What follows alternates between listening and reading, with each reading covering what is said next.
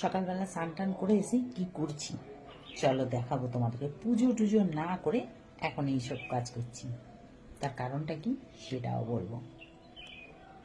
তো কাঁচা ধোয়া সব করে স্নান করে এলাম। পুজো এখনো দিইনি, এখন ও ডিউটি বেরোবে 8:30টায়, টিফিন বানাচ্ছি। তো এই দেখো চাউমিন বানাচ্ছি একদম। এটা এখনো পেঁয়াজ টিয়াজ দিইনি, কারণ স্নান করে এলাম আবার পেঁয়াজ টিয়াজ ধরবো।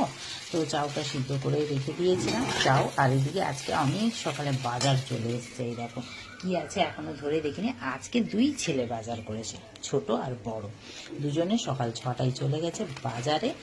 বাবা যেহেতু ডিউটি বেরিয়ে যাবে, কি এনেছে এখনো জানি না।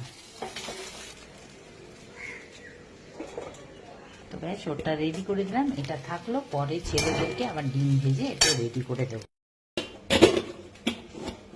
আর আমি পুজো দেবো। তো চলো দেখা হবে আবার নেক্সট ব্লগে।